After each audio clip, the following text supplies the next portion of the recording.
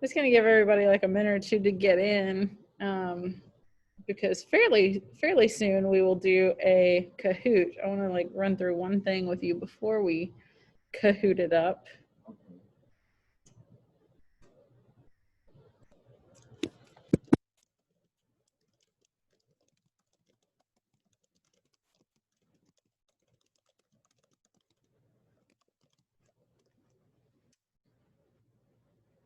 Okay, Alyssa's here virtually. Where is everyone?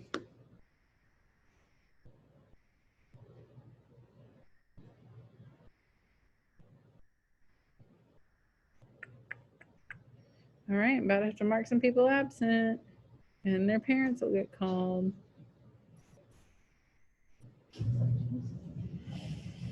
Oh. And where's Cece and Cade? I don't know. I don't know.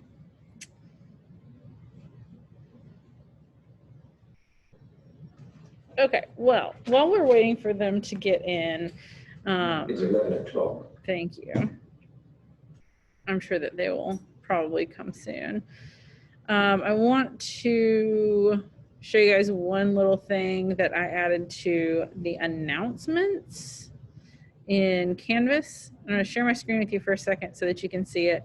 I will say, well, this class has not been as bad about it as some classes have, but in the announcements here,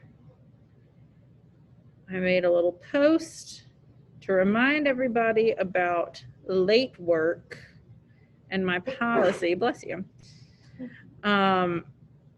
Because we did go over it on the first day of class, but a lot of people, some people in this class, a lot of people in other classes have really struggled with getting work in. Generally, this is my policy. If you turn in work past its due date, but within a week of that due date, whatever grade you make will be marked off by 50%. For example, if you would have made a 90, your score will now be a 45. If you submitted an assignment more than a week past its due date, I will not grade it and the 0 stands. That's what I said from the beginning. That's what my policy has been in past years. Most of you have been in my class before, so you know that. If you are having any extenuating circumstances that prevent you from being able to complete an assignment on time, please see me. I'm not an unreasonable person, and people have all kinds of things going on, especially like if technology is preventing you from turning stuff in. Like I have some kids in other classes that have really had a hard time connecting, but like they've spoken with me, their parents have spoken with me. That would be an extenuating circumstance. Extenuating circumstances do not include things like being too tired, needing to do work for other classes, having an event to attend, forgetting what the material was about, or forgetting to hit submit. You are all in advanced courses and you're on track to graduate. Time management is a skill, and failing to execute appropriate time management hurts only you. Furthermore, and this is definitely something that can be applicable to you guys, and I haven't looked at the discussion posts from yesterday, but I'm thinking not everyone did them. Furthermore, I often give you class time to work on our assignments, and during that time is the appropriate time to tell me if you're having issues accessing an assignment so that we can figure it out immediately. I always stay on the call through the whole time, so if you figure out that you can't access something or that something's not working for you, jump back on the call and we'll figure it out. I'll let you share your screen with me and we can figure out what's going on, or email me if you don't want to jump back on the Zoom call, and we'll figure it out. But that's the time. It's terrible when I give you class time to work on something and then I get an email at like 11 o'clock at night. It's like, oh, I couldn't access the classwork for today. I'm like, well, we probably should have figured that out during class time. If you're choosing to use your class time for other purposes, then that's an example of poor time management. And again, that can only hurt you. This is an advanced course. and the expectations are high. And like I said, I'm not like singling anybody out.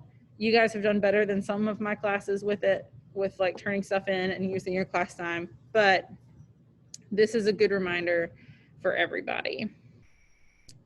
So let me go change the, let me stop sharing my screen for just a sec and admit the couple of people who have joined us. And Cade. Now all we're missing is Jenny and Cece. Oh, here comes Cece. I'm not supposed to let you have your phone out. Hello. Hi. I was just running I just ran everybody through an announcement that I posted on Canvas about turning in late work and using your class time appropriately.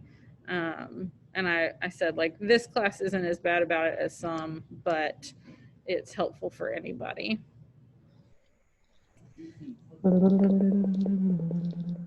Cece, you know where Jenny is? No. No, I do not. I also do not have her number. You don't have her number? No, I asked her for it and she told me to email it to her and she never texted me. So Wild. that is out of my jurisdiction at this point. It's like trying to admit. But is Randall here? Because Randall would have it. Randall is here with me and I'm not supposed to let him have his phone out. So, oh, well. You know, it's up to Jenny at this point. This is like really having a hard time letting Alyssa in. She was in, and then it like, yeah, what is going on? Are we doing anything?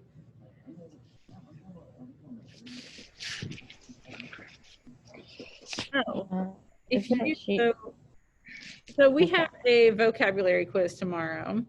And we're gonna do a Kahoot for it. You can also study on your own. Once we're done with the Kahoot, what's my plan?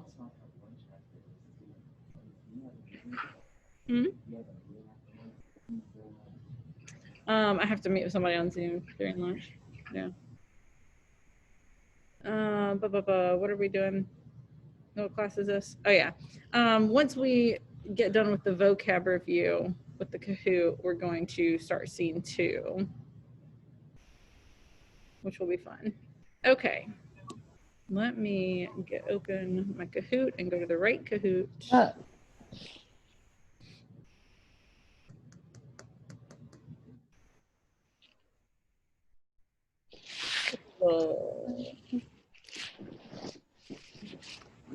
Okay, so I don't remember if we have done a Kahoot thus far this year, but I'll share my screen with you guys so that you can see the options.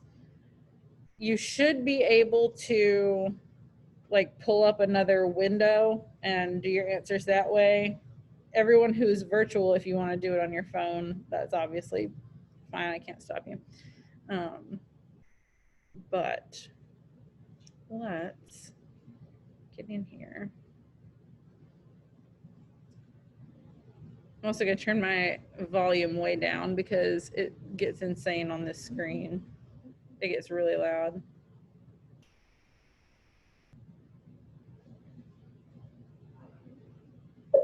Ugh. See? So loud.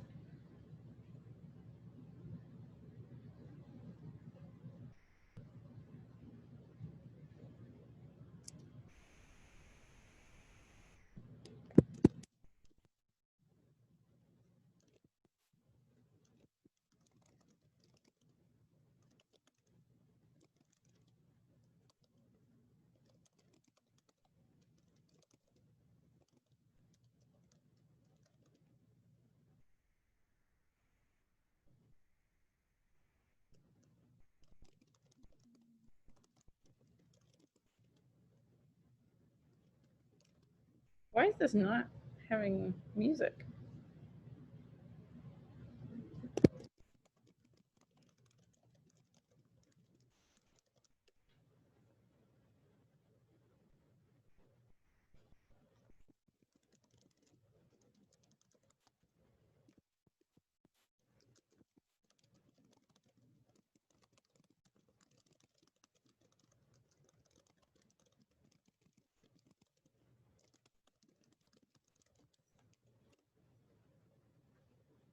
Okay, we got Sue in. Where's everybody else? Here comes Jenny.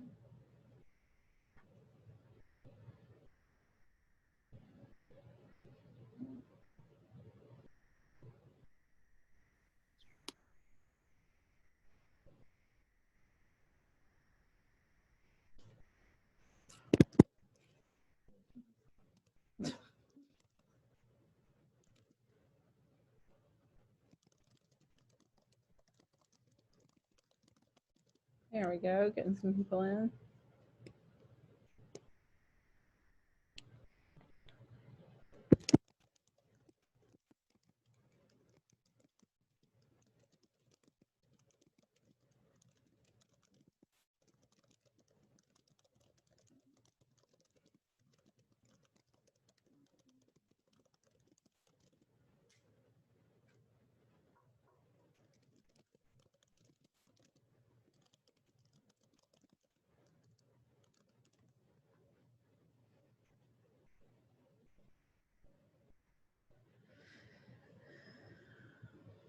One, two, three, four, five, six. I might be missing one or two. Well, hang on. Let me mute myself. Where's my call? Oh, come on. Oh.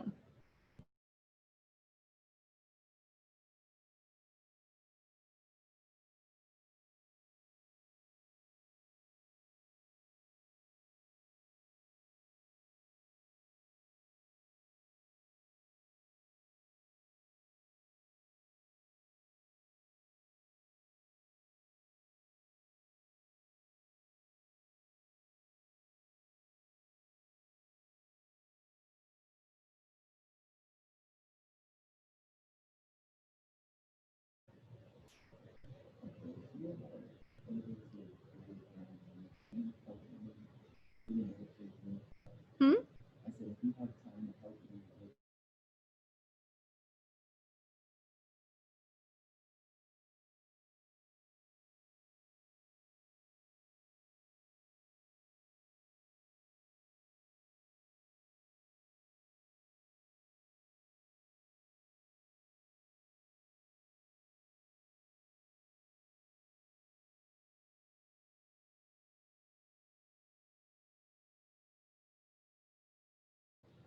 Okay, everybody in? I think we might be missing like one, but I'm gonna go ahead and start. Where is, there we go. An authoritative order or decree. Is it apparition, proclamation, predilection, or ordinance? More than one of these might be right, but only one of them is right and our vocabulary word.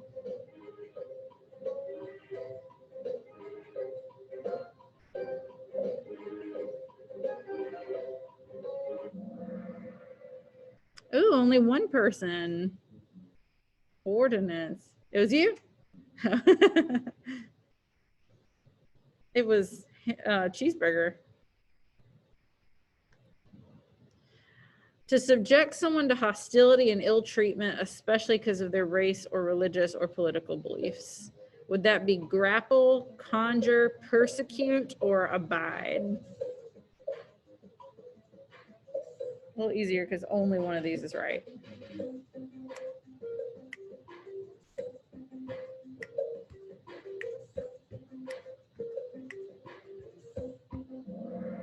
Very good, very good. Am I recording? I need to be, yes, okay. I'm on the podium. Yay!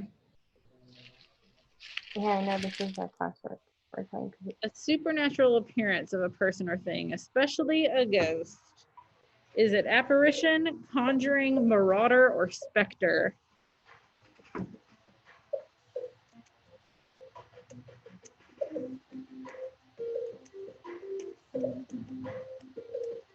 What?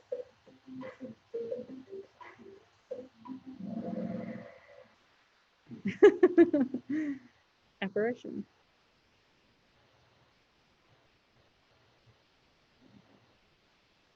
To roam around in search of things to steal or people to attack.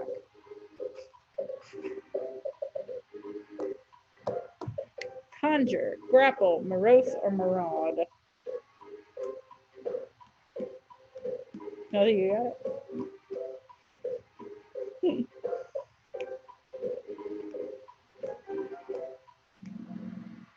All right, more than half of you got that one.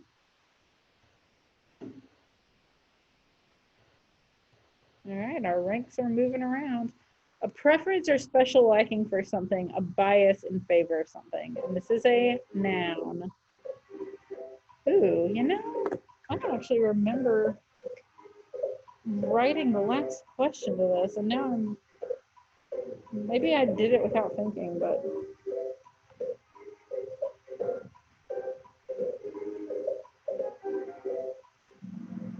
One person chose popcorn. Oh, I do love popcorn. To have a particular liking or desire for, is it somber, fancy, predilection, or hanker? I don't remember writing this question at all, which means that I just did it like without thinking. It's like driving home without looking at where you're going.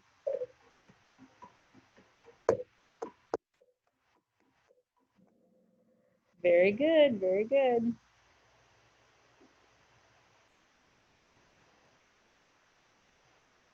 To call upon a spirit or ghost to appear through magic ritual, or to cause something to appear as if by magic.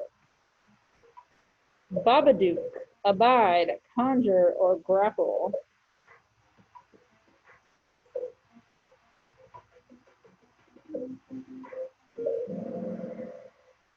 Pretty good, pretty good. Nobody picked Babadook. Dark or dull in color or tone, oppressively sober or solemn in mood. Grave. Lugubrious, fancy, persecuted or somber.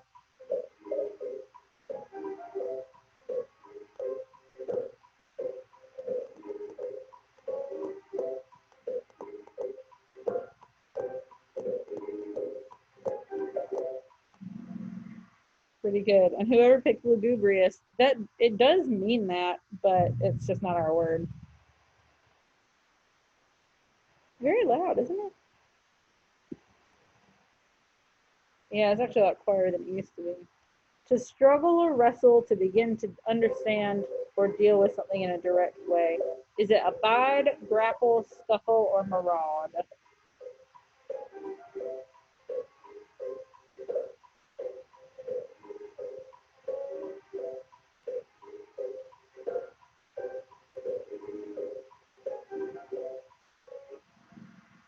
Very good.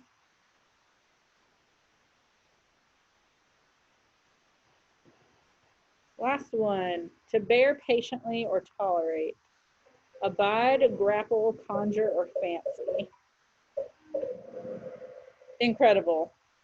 So fast, all correct. All right, let's check out this podium. Third place, LeBron. Second place, Suesi. Me, I'm Susie. And number one, Cheeseburger. Followed by Alyssa and Sue. Beautiful, beautiful. Who's Susie? Me. What? Oh, I like that. I was like sitting there and I was like, I know my name's not Susie. And I'm like looking up at it and I'm like, my name's Sue. And I'm like, but it says Susie. But I'm like, but it's Sue. I did that because I knew the Sue was you. I don't know, man. It's the only thing that comes to mind. I'll do spoon next time. How about that? And then I'll do Fapoon. And then we'll see. Spoonsy.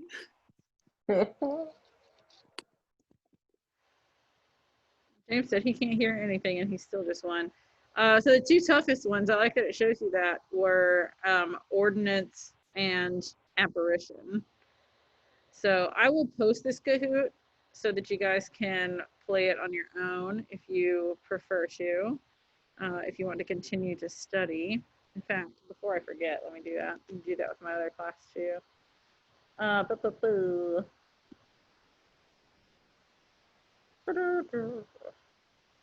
I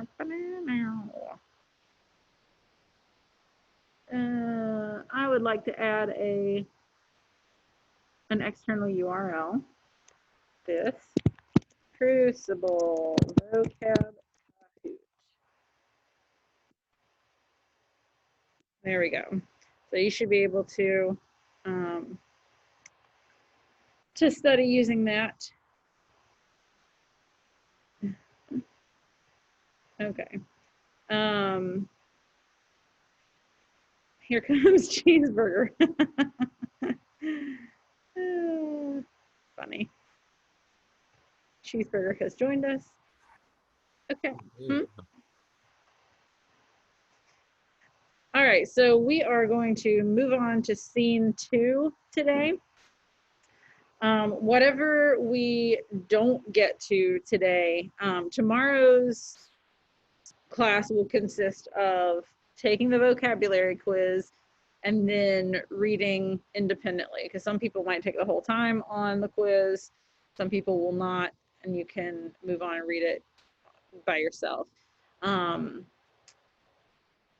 Scene 2, I think, is not quite as long. Hang on, I'm going to stop sharing my screen just for a minute while I talk a little bit. Scene 2 is not quite as long as scene 1, but it is like, it's not just a couple of pages or anything. I'd have to look at where it stops. But you should have finished scene 1 on your own yesterday. And we got to know a few more characters. Before we move on, I'm just going to do like a little recapping in case you didn't finish it or don't quite remember what you read. We learn a few things about the characters. John Proctor, who we know had a thing with Abigail. Nobody knows about that though. He's maybe looked down on a little bit because he doesn't go to church. Paris kind of calls him out on that. And does anybody remember the reasons he says he doesn't go to church? Isn't it because his... No. Nope. Never mind. Nope. That is definitely not the reason. Nope. Okay. Well, I think we haven't gotten to this, but I think later on they do mention something about the fact that his wife has been sick and they stopped sort of going because of that. But he says in the moment that he didn't want to go, or like he stopped going because all he ever heard was like preaching hellfire and damnation, and he just didn't like that type of message. Pardon the interruption. John Tapio and Jared Wolf, please report to the main office. He said something about how like in a bunch of the times he had been to church, or like whenever he had gone to church, it had been a long time since he'd actually heard God talked about. Like it was more about trying to scare everybody, which is probably easy for us to believe because we've read Sinners in the Hands of an Angry God, and we know that that's kind of like the Puritan style. But John Proctor is not about it. He does not love that. We also find out a little bit more about Paris. It turns out he's kind of like power hungry. I mean, he's the pastor in town, but he also has a lot of land and he wants to get paid a lot. And he even wants the deed to the house that he's living in, which I think is just sort of like a parsonage or something. Like this is the designated house for the pastor to live in. And John Proctor says, nobody's ever asked for the deed before. And you're kind of like overstepping your boundaries by trying to get the deed. Like you're not that powerful, or you shouldn't be.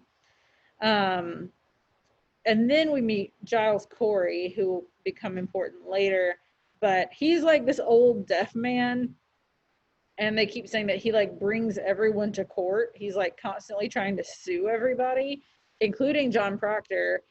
And I can't really remember like what he sued John Proctor about, but basically John was like, you didn't even need to sue me. You thought I said something to you that I didn't say because you're old and deaf and you just misinterpreted it. But I paid you anyway because I thought that it was not worth the trouble to try to like defend myself. But in this scene, in this first scene, everybody's kind of like misinterpreting and misquoting John Proctor.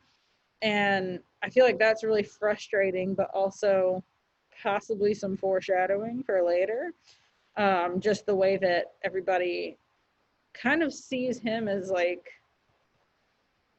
it's not like he's not a Christian. He is, but he's got like a more sort of down to earth attitude about stuff. He's a bad Christian, is what they think. Yeah, they think so.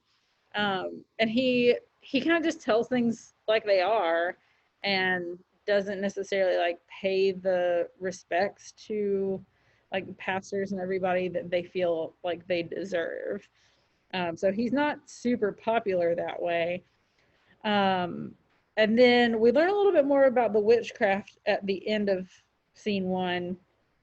First of all, Tituba comes back and people think that she's the one that murdered the girls, or like not the girls, but Ruth Ann Putnam's kids, like all of her babies. Or they think Goody Osborne did because she's the person who like midwifed them all, and then they all died, and they were like, oh, she must be a witch because she can't deliver a baby properly. Martha Corey, Giles's wife, they think she might be a witch because she reads books. And he said something about how like he was unable to pray when she was in the room, but once she left, he could pray.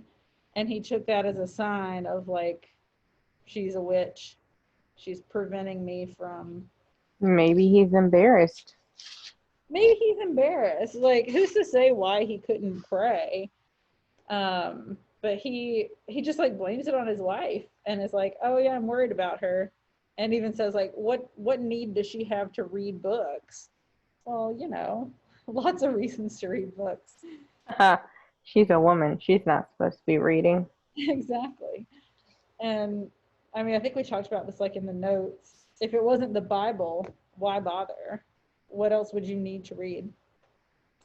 But then the other interesting thing is that we find out a little bit more about what happened in the woods with the girls, where like Abigail had been insisting like, oh, we were just dancing, wasn't anything bad, but We learned that she was drinking blood in the forest.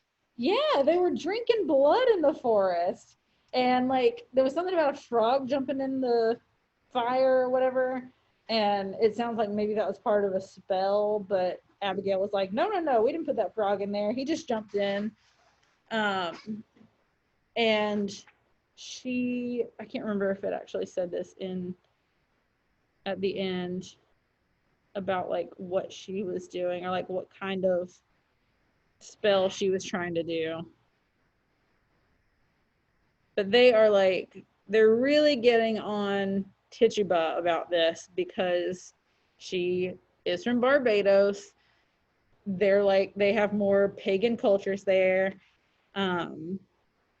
She seems like, and also she's a slave. She's an easy person to blame for that kind of thing, unfortunately. I was trying to see if they talked about, didn't they talk somewhere, or maybe it was earlier, about how Abigail had like drunk a potion to like try to get rid of Goody Proctor or something? Yeah, she wanted to get rid of his wife, so she like, I think it was drink a potion. She might have also made a sacrifice or something. I don't exactly remember, but she did try to get rid of his wife. He did try to get rid of his wife. And they like call her out on it, and she gets really dramatic.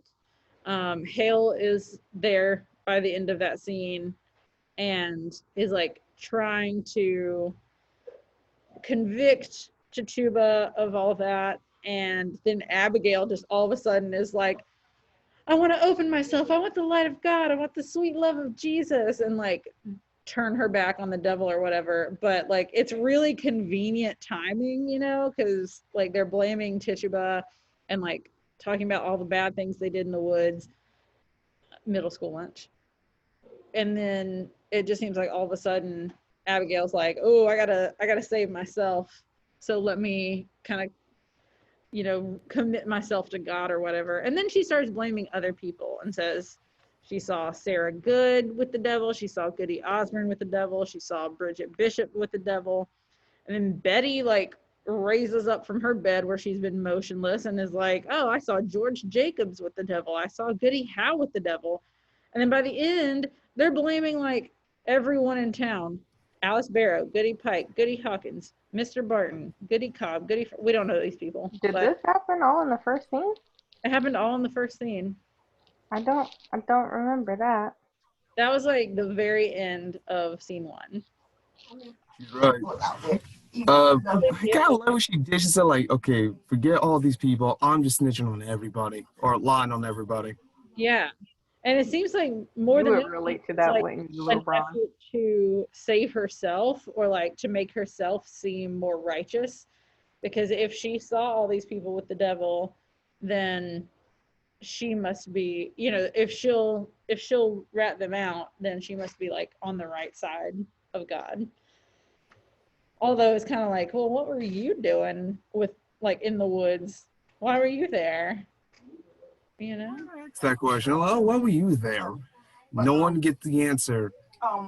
Yeah, like she was doing all these bad things, and now she's like blaming everybody else and trying to call everybody else out on their witchcraft that she saw everybody with the devil.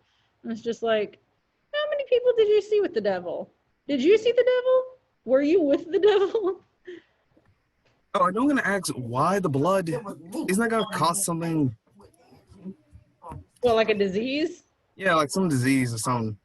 I mean, it very well might. I don't know. They definitely didn't have like the like they wouldn't have tested blood the way that we do now. That it was just like part of a spell or a potion or something. I love how one of them, I'm trying to remember, it was a woman. I think it was or some girl. She said, like, oh, it was chicken's blood. Chicken's blood. I'm like, yeah. Huh. I know. I know it was chicken. Does that make it a lot better that it was chicken blood? You're still drinking blood. Okay. So, oh, it wasn't human, it was chicken. Okay. Right. Okay, Oh yeah, okay. I'm at the part that you're talking about. And they were talking about like Abigail keeps saying that Tituba made her do it. She made her do everything. She made her drink blood, and then Ann Putnam, who's obsessed with her dead babies, was like, my baby's blood? And she says, no, chicken blood. But Tituba does admit that she gave Abigail chicken blood to drink.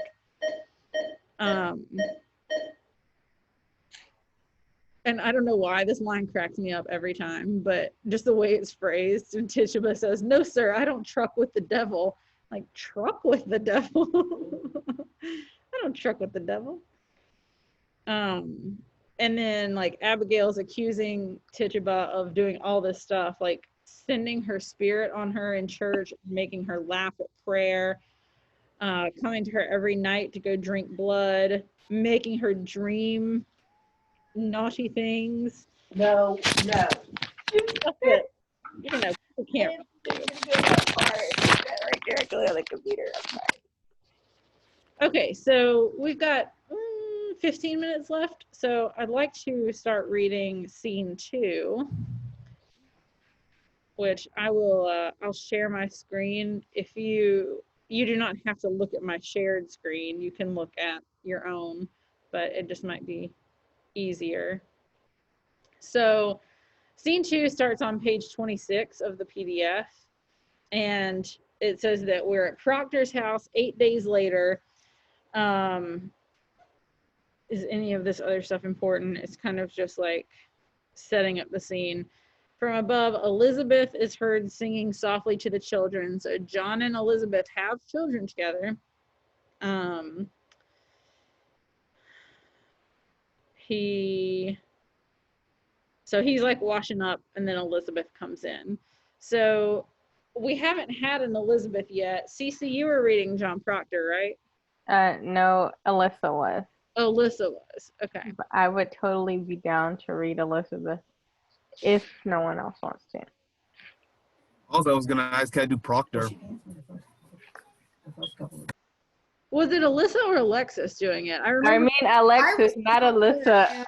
Alyssa. Their names are so similar. Yeah.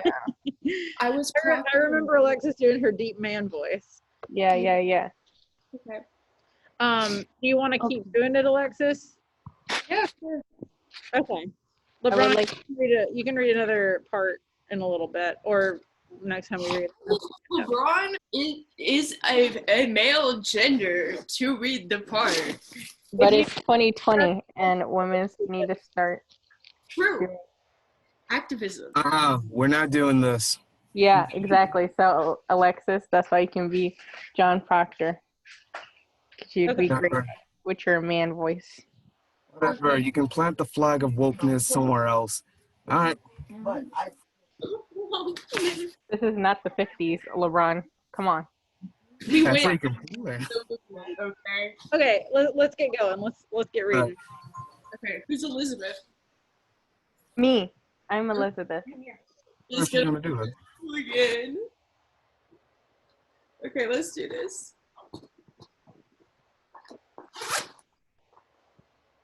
Please.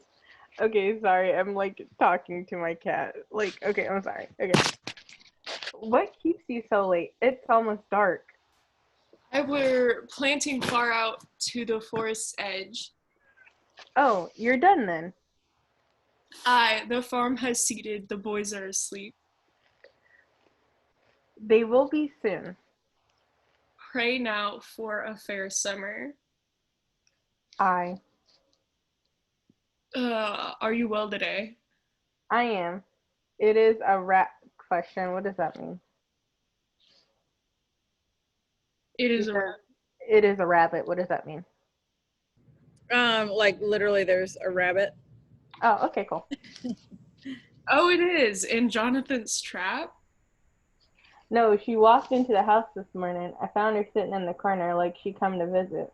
Oh, that's a good sign walking in. Pray God, it hurt my heart to strip her. Poor rabbit. Oh my gosh. Oh Okay. my God, they're eating rabbit. Oh, Yeah, it is. rabbit stew. I'm sorry. I took great care. She's tender. I think we'll see green fields soon. It's warm and blood beneath the clothes. That's well. It's a dirt. If the crop is good, I'll buy George Jacobs heifer. How would that please you? Oh, Miss McClellan, explain that part too. What is he like? A woman? He'll buy a woman? What? No, a cow. A heifer means a cow. What? I never knew that. What heifer literally meant? No, I don't say that. So like I've never That's hilarious. I've heard my grandma say it to a woman in a McDonald's drive-through, but like That makes sense. Yeah, it's like literally saying, like, if you're using it as an insult, you're literally saying like she's a cow. yeah, I've heard her say it. But I don't say that. All right. Heifer. Yeah. Elizabeth. I didn't mean to say it. I just was telling her about it. Sorry, cat. It would. Cider question mark? Oh, my bad. Oh, okay. Question marks like that. I'm sorry. Okay. There. This farm's a continent when you go foot by foot dropping seeds. It must be. Oh, Sunday, let you come with me and we'll walk the farm together and meet. I've never seen such a load of flowers on the earth. Massachusetts is a beauty in the spring. It is.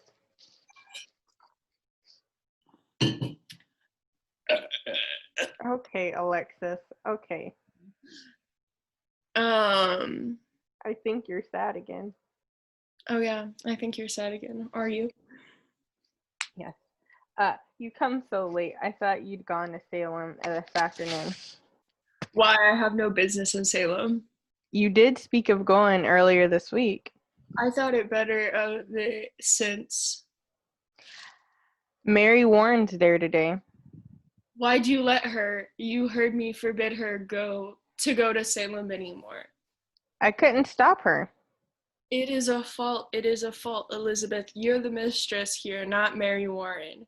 She frightened all my strength away. How may that mouse frighten you, Elizabeth? You. It is no mouse no more. I forbid her to go. And she raises her chin up like the daughter of a prince and says to me, I must go to Salem. Goody Proctor, I am an official of the court. Court? What court? A or I? I think it's A. A. It is a proper court they have now. They've sent 4 judges out of Boston, she says. Weighty magistrates? Yep. Magistrates of the general court. And at the head sits the deputy governor of the province. Why, she's mad. I would to God she were. There be 14 people in jail now, she says, and they'll be tried, and the court have power to hang them too, she says. They've never hung. The deputy governor promised hanging if they'll not confess, John. The town's gone wild, I think. Mary Warren speaks of Abigail as though she were a saint to hear her. She brings the other girls into the court, and where she walks the crowd will part like the sea of Israel, for Israel. And folks are brought before them, and if Abigail scream and howl and fall to the floor, the person's clapped in the jail for bewitching her. Oh? Oh, it is a black mischief. I think you must go to Salem, John. I think so. You must tell them it is a fraud. It is. It surely is. Let you go to Ezekiel Cheever, 2 E says E. He knows you well. And tell him what she said to you last week in her uncle's house. She said it had not to do with witchcraft, did she not? She did. God forbid you keep that from the court, John. I think they must be told. They must. It is a wonder that they do believe her. I would go to Salem now, John. Let you go tonight. I'll think on it. You cannot keep it, John. I know I cannot keep it. I say I will think on it. Good then. Let you think on it. Okay, pause for just a second. So this is 8 days after the last scene, and they say they've got 14 people in jail now for supposed witchcraft. And not only that, but Mary Warren, who's like one of the girls who was accusing everyone, she's an official of the court now. So presumably so is Abigail and Betty, probably Ruth, and a few more. All the problematic kids. All the problematic kids, and they are accusing people left and right, and now they actually like have some degree of power. People think that they are telling the truth, and so they've kind of like established that, well, these girls know what they're talking about. If they accuse someone, they must know, like, it must be true. So they got 14 people locked up, but apparently Mary Warren had privately told John Proctor that it really didn't have anything to do with witchcraft. And so like, because of that, Elizabeth is saying, you really need to go like tell the judges and everyone that Mary Warren's lying, either to you or to them. Like she's told us a couple of different stories. So Elizabeth is trying to encourage John to go and like set the record straight and try to prove that at least Mary is not telling the truth. Oh, fake friends. Also keep in mind as we continue reading that Mary Warren now has the job that Abigail Williams did have, and that might help kind of explain some of Elizabeth's feelings coming up. We can continue. Okay.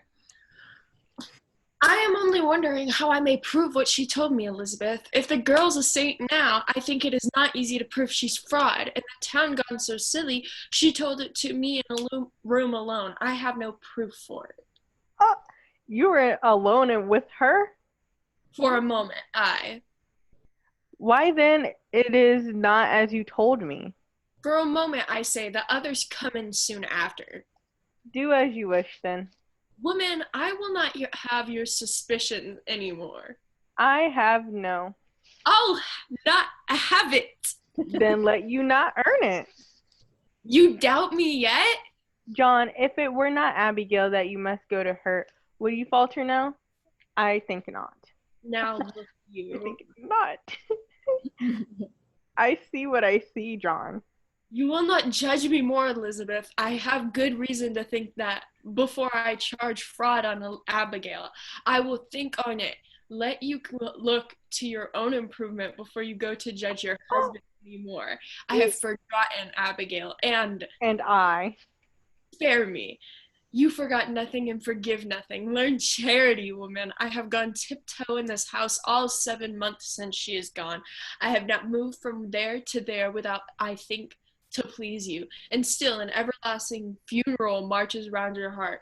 I cannot speak, but I am doubted. Every moment judged for lies as though I come into court when I come into this household. John, you are not open with me. You saw her with a crowd, you said. Now you. I'll plead my honesty no more, Elizabeth. John, I am only.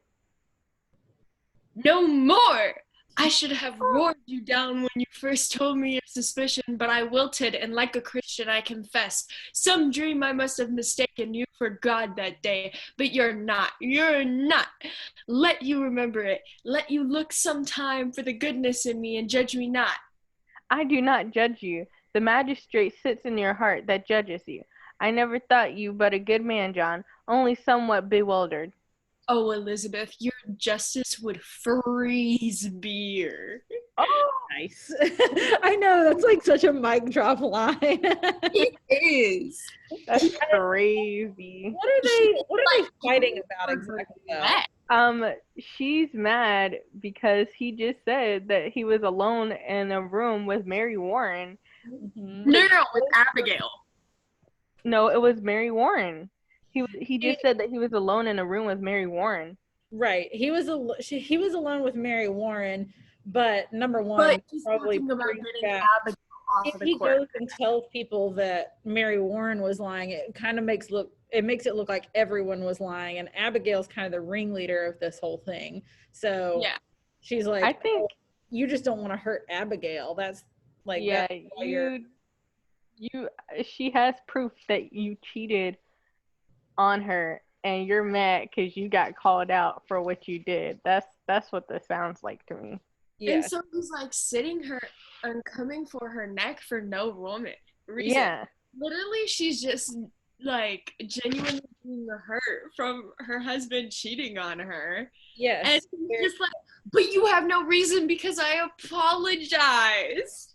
Yeah. And then like to calm play down. devil's advocate a little bit for John, not like I'm not defending him, but Yeah. his sort of viewpoint here is like, it's been 7 months since that happened, and I have been walking on eggshells the whole time. Like, I've done everything I can to make you believe that I'm sorry, and you really have not forgiven me, even though you say that you have. And that line, "your justice would freeze beer," woo, is basically like, That hurts. your version of forgiveness is really cold and not appealing. It hurts me just a little on the inside. I'm not gonna lie. I know. Well, this is a good place to stop. The bell's going to ring in just a second, actually. So I'm going to go ahead and stop sharing that. Study your vocab, and I'll see you tomorrow. Okay, adios. Bye. Cece, are you doing the lunch? No, ma'am, but next week. Okay. Bye. Well, and I'll send you that discussion podcast in your email. Okay. Oh, the discussion.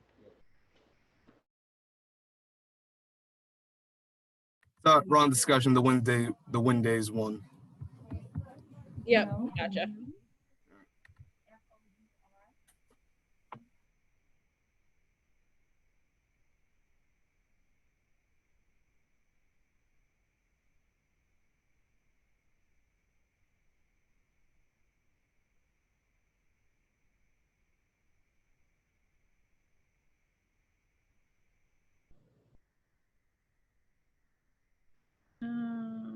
Let's just remove. Okay. I just removed Cade. Yes, ma'am. I'm just want to get like, a clear head on like everything that I have to make up. Yeah. And I was doing those things on things that I was supposed to turn in that Friday and Mhm. everything. I had it to where because I had stuff to do for social studies and everything because I Right. was trying to get everything in. The things that we basically had talked about, and as soon as it was called, then I had to get that doctor's appointment. I was going to like 4, so they had to do a bunch of X-rays and stuff. Yeah. That's why I couldn't like turn everything in because I was planning on doing it that day. That way I could knock it all out and everything, but it didn't go to plan. So Yeah. I know that like all of your medical stuff has kind of put you out of commission a little bit. I'm trying to remember like when the last time is that you were here. I was, it was like it was, when was it? Because I remember my surgery was last week, and last week was the 28th. So I was last day I was here was 24th because I wasn't here that Friday. Okay. So I'm trying to think, like, I don't want you to worry about stuff that you just missed completely. Mm-hmm. But stuff that you have been here for, obviously, you can try to make up. Also, so our progress reports are coming out on Monday, which means that any grades that are going to be on it need to be in by Friday so that I can grade it over the weekend. So like I'll keep your, if you don't get everything turned in, that's tomorrow literally. I'll keep zeros on the stuff that you don't turn in, but I would still accept it from you later because you've definitely had some extenuating circumstances. It just might not be a great grade on the progress report. Progress report doesn't go on your permanent record. Like it's just a check-in. But if you're gonna get one thing done, the biggest grade is the story, the myth. And that's the thing that would like affect your grade the most. Because I've seen that because I texted Miss, I don't know how to say her name, Miss Koval, Miss Kokel. and I see that like due to all of this, it what's it called? It got me to where I can't get into AP English. So Mhm. I was just like, okay, I just got to get everything done. That way I can try to get into it next year because Yeah. it's definitely indefinite that I'll do it this year. Okay. It was just, and that's one of the things that I was kind of confused about because I didn't know if I was in there or not. 'Cause my mom kept asking me about it and everything, and then I just asked her today. So, Gotcha. but and Well, I can also get into my power school. So I don't have my login or my password. oh, you can't get into your power school? Your login and stuff, Miss Kelly could give you that in the main office, or you can email Miss Kelly to ask how to get into your power school. Yes, ma'am. So I wouldn't worry about the stuff from like, we really didn't do a whole lot of like assignments last week just because I knew that we're kind of getting up on time for progress reports and I didn't want people to be really weighed down by a lot of work. But were you here when we did the Anne Bradstreet poems? I wasn't here for no poems actually. You were not here. Okay. So it looks like maybe the last like assignment that you were here for was The myth. the myth. Yeah. Okay. So there are a few more things, but like I wouldn't worry about them. The like all the stuff from the module from the week of 921, there's a few assignments in there. I wouldn't worry about getting those done. Right now, what I would focus on is getting the stuff in from before you were gone. So the pandemic playlist, the myth. Was there anything else? Okay, so you were not here for this. I'm gonna go ahead and mark that missing and exempt. And for like the story, it may take me like a while to like finish it because my hands are like both like messed up. I was just wanting to have that please. I'm gonna try to get it done today, but it probably won't be done till like 1 or 2 in the morning and stuff. Yeah. I don't know. Oh, and I'd have to excuse you from this one too. Okay. So the playlist and the myth were like the big things before you left. And I know you were like a little bit behind on reading because you weren't there for the first day that we read The Crucible together. So we have the vocabulary quiz tomorrow. We have the discussion posts from yesterday. And then there are I didn't see that in the canvas. which I was looking, I was the discussion because it showed like a blank page.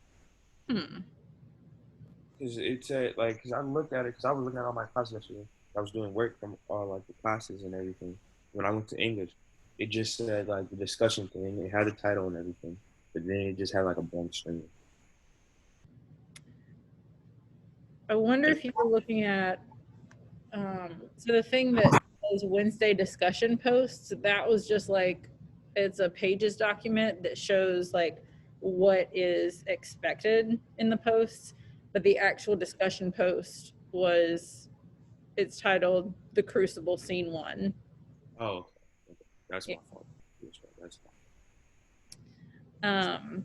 And then so like after our vocab quiz tomorrow, I'll just give you all time to read on your own. And there's 2 worksheets for Act 1 that are under the Crucible module.